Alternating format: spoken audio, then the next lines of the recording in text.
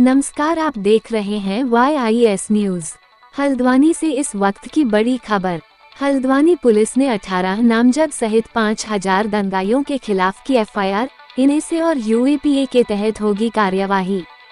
दंगाइयों से होगी नुकसान की भरपाई। NSA और UAPA के तहत करेंगे कार्रवाई। 5000 के खिलाफ केस दर्ज। हल्द्वानी के बनभूलपुरा हिंसा मामले में पुलिस ने 18 नामजद उपद्रवियों समेत 5000 आरोपियों के खिलाफ मुकदमा दर्ज किया है। पुलिस ने इलाके से 5 शव बरामद किए हैं। 4 लोगों को हिरासत में लेकर CCTV फुटेज व वीडियो रिकॉर्डिंग कब्जे में ली गई है। अर्धसैनिक बल हल्द्वानी पहुंच गए हैं। उपद्रवियों की पहचान भी शुरू कर दी गई है। मुख्यमंत्री पुष्कर सिंह धामी ने हल्द्वानी पहुंचकर घायल पुलिस कर्मियों व पत्रकारों से मुलाकात की। उन्होंने हिंसा को सुनियोजित साजिश करार दिया। धामी ने कहा, देवभूमि की फिजा बिगाड़ने का प्रयास किया गया है। ऐसे हालात पहले कभी नहीं हुए।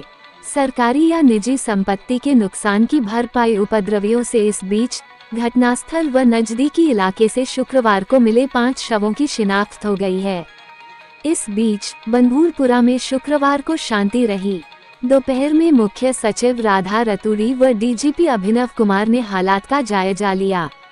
नगर निगम को 5 करोड़ के नुकसान का अनुमान है। वहीं पुलिस को 1 करोड़ से ज्यादा का नुकसान हुआ है। लेकिन हल्द्वानी में दिखी ऐसी स्थिति आज तक नहीं हो पाई। पुलिस बड़ी बारीकी से जांच कर रही है और किसी भी दंगाइयों को बख्शने के मूड में नहीं है। हर स्तर पर जांच की जा रही है। तो वही अगर सूत्रों की माने तो आतंकी गतिविधियों में शामिल हल्द्वानी के रह रहे कट्टरपंथियों की साजिश का ये रूप देखने को मिला है। तो वही महिलाओं ने भी जमकर पत्थरबाजी की और दंगाइयों की ढाल बनकर दंगों को अंजाम देने में कोई कसर नहीं छोड़ी। पुलिस दंगाई महिलाओं की भी वीडियो में मिलान कर रही है। उनके खिलाफ भी सख्त कार्यवाही की जाएगी। आप सबको जानकारी है कि ये न्यायालय के आदेश पर अतिक्रमण हटाने का जो काम है वो चल रहा था और ये काम पहले से चल रहा था।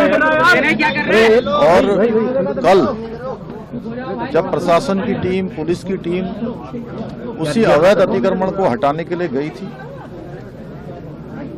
जो अवैध निर्माण था उसको हटाने गई थी, उसके ऊपर पूरा सुनियोजित तरीके से जो ये हमला हुआ है, जिस प्रकार से हमारे पुलिस के जवान, पुलिस के अधिकारी और खास तौर से जो हमारे महिला पुलिसकर्मी हैं, उनको जिस तरह से मारा है, पीटा है, उनके ऊपर हमला हुआ है पत्थरों से और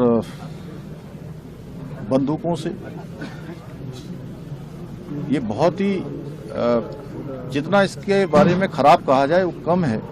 हमारी देवभूमि है, उत्तराखंड देवभूमि है, यहाँ पर ऐसे हालात कभी नहीं हुए। इन्होंने देवभूमि की जो फिजा है, देवभूमि का जो माहौल है, उसको खराब करने का प्रयास किया है। पूरी तरह से कानून तोड़ा है, कानून अपने हाथ में लिया है। पत्रकारों को भी बुरी तरह से उनके कैमरे तोड़े हैं, उनके साथ मारपीट की है।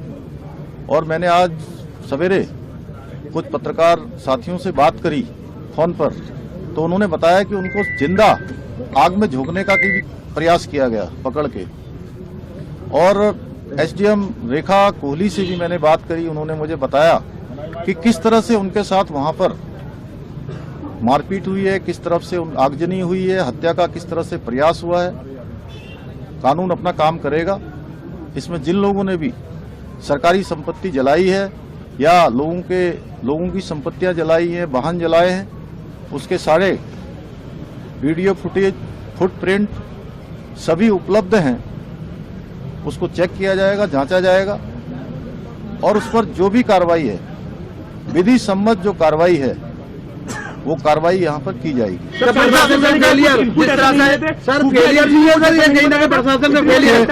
क्योंकि इंटेलिजेंस नहीं थे और LIU की रिपोर्ट नहीं थी। देखिए, इसके साथ साथ यह भी है कि इतना सारा जो हथियार यहाँ पर था, इस प्रकार से वहाँ पर मारपीट के सामान इकट्ठे किए गए थे, वो सब जांच के विषय हैं। इन सब की जांच होगी और जो कार्रवाई है वो कार्रवाई होगी, कानून अपना काम करेगा। सर, जिस तरह वो उससे लग रहा था कि वो ट्रेंड लोग हैं। वो भी लोग जिसमें हमारे पुलिस के, सामान्य जनता के, आम जनता के लोग घायल हुए हैं, चोट लगी है, उनका हम पूरा ख्याल रख रहे हैं।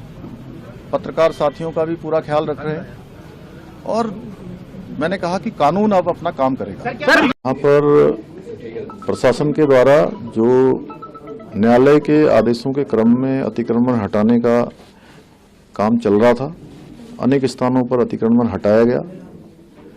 लोगों ने स्वतः ही अतिक्रमण हटाया क्योंकि प्रशासन ने पहले से सूचना दी हुई थी। कल बनभुलपुरा क्षेत्र में जब पुलिस की टीम, प्रशासन की टीम अतिक्रमण को हटाने के लिए गई थी, वहां पर सुनियोजित तरीके से बमों से, कट्टों से, पेट्रोल बमों से, पत्थरों से प्रशासन की टीम पर बहुत आगजनी भी हुई, हत्या करने का प्रयास भी हुआ, आगजनी हुई। और यहाँ के जो उत्तराखंड राज्य का जो माहौल है उसको खराब करने का कुछ लोगों ने काम किया है।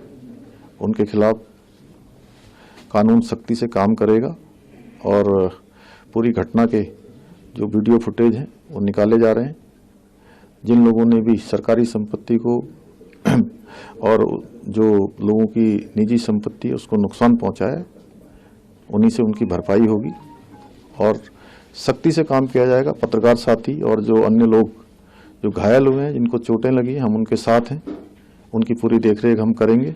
लेकिन जिन्होंने ये गलत काम किया है उनके खिलाफ कठोर कार्रवाई होगी।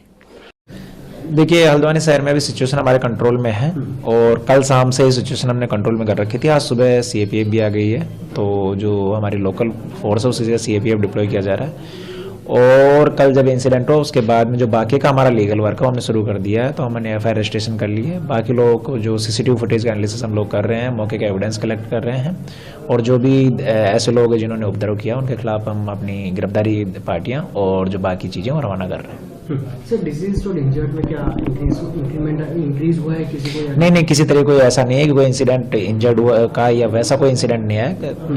मतलब लास्ट 24 आवर से everything is peaceful. Sir, deployment की बात करें तो पूरी तरह से डिप्लॉयमेंट कितना है और क्या है? देखिए, अभी हमारे पास लगभग 4 कंपनी सीएपीएफ है और उसके अलावा जो है 6 कंपनी हमारे पास स्टेट पुलिस की जो है हमारी पीएसी है और लगभग 450-500 कर्मचारी हमारे जो है उत्तराखंड पुलिस के कर्मचारी हैं। तो अगर देखा जाए तो 1200-1300 कर्मचारियों की हल्द्वानी शहर में तैनाती की गई है। मृतकों की संख्या में कोई इजाफा हुआ है? देखिए, आज दोपहर बाद में एक वो आया है जिसमें 2 डेड केस हो रहे हैं, तो शायद वो डेड बॉडीज कल इन लोगों ने उठाई और आज हॉस्पिटल में लेके आए। तो हम देख रहे हैं कि वो किस तरीके से उनकी डेथ हुई है, क्योंकि वो स्पॉट पे वो बॉडीज नहीं मिली है। तो अब उनका एनालिसिस करने के बाद में पीएम होने के बाद ही पता लगेगा कि ये जो 2 लोग हैं ये इनकी डेथ कैसे हुई है और किस प्रकार से इनकी मृत्यु हुई है। ऑफिशियली अभी कुछ ऐसा नहीं है कि डिसीज के काउंट्स बढ़े हुए या नहीं, बड़े हैं। देखिए, अगर वैसे देखा जाए तो अगर आप किसी भी तरीके से मान सकते हैं, या तो वो कल के उपद्रव में या वैसे कोई और इंसिडेंट में, तो लास्ट मतलब अगर देखा जाए तो दंगा होने के बाद में 4 बॉडीज अब तक मिल चुकी है। पीसफुली डिमोलिशन ड्राइव शुरू हुआ, प्रिवेंशन के लिए फोर्स लगाई गई, अतिक्रमण की कार्रवाई के लिए जितनी फोर्स रिक्वायर्ड होती है वो लगाई गई, लेकिन कुछ अराजक तत्वों के द्वारा अनप्रोवोक्ड, अनहार्म्ड, अनटच्ड तरीके से पूरी कार्रवाई होने के बाद भी बड़ी मात्रा में with in half an hour इकट्ठा होकर जो है हमारी जो टीमें हैं नगर निगम की, उन पर पहला अटैक किया गया पत्थरों के माध्यम से। पत्थर बरसाने शुरू करे गए चारों तरफ, जो छतें हैं उनके माध्यम से। मैंने आपको 30 तारीख की फुटेज दिखाई, किसी छत पर कोई पत्थर नहीं था। तो जिस दौरान ये सारी विधिक प्रक्रिया चल रही थी, जब हम सुनवाई कर रहे थे, माननीय उच्च न्यायालय सुनवाई कर रहा था, तो छतों पर पत्थर उस दौरान इकट्ठे करे गए। इसका मतलब इट वाज प्लान्ड कि जिस दिन भी डिमोलिशन ड्राइव होगी हम उस दिन इस तरह से फोर्सेस को अटैक करेंगे, इस तरह से डिमोरलाइज करने की कोशिश करेंगे स्टेट मशीनरी को। तो पत्थरों का अटैक हुआ जब हमारी टीम पीछे नहीं हटी, हमने डिमोलिशन ड्राइव को जारी रखा हमारे ऑफिसर्स ने। उसके बाद जब पहली मॉब जो आई पत्थरों के साथ, उनको डिस्बर्स कर दिया गया, तो दूसरी मॉब आई जिनके हाथों में पेट्रोल बम थे, जो फ्यूल होता है उसकी प्लास्टिक की बॉटल्स थी, उसमें उन्होंने आग लगा लगा कर फेंकी। आप लोगों ने वीडियो फुटेज में भी देखा, आप लोग अभी तक सब कवर भी कर चुके हैं। ये फेंका गया, ये भी अनप्रोवोक्ड था, बिल्कुल प्रोवोक नहीं किया गया था। तब तक हमारी टीम ने किसी भी प्रकार का फोर्स इस्तेमाल करना शुरू भी नहीं किया था। They were busy in demolishing the structure. सुबह चीफ सेक्रेटरी मैम ने और मैंने और एडीजी लॉ एंड ऑर्डर साहब ने यहाँ आके और डीआईजी कुमाऊं और डीएम नैनीताल और एसएसपी नैनीताल साहब के साथ मीटिंग की। सबसे पहले हमने जो अब तक की जो घटनाक्रम हुआ था उसके बारे में जानकारी ली और उसके बाद हम लोग अस्पताल गए, वहाँ घायलों को देखा जो लोग एडमिट थे, सीरियसली इंजर्ड थे। और उसके बाद हम लोग जो कल थाने का घेराव हुआ था और थाने के बाहर जो आगजनी की घटना हुई थी उसका जाके घटनास्थल का निरीक्षण किया।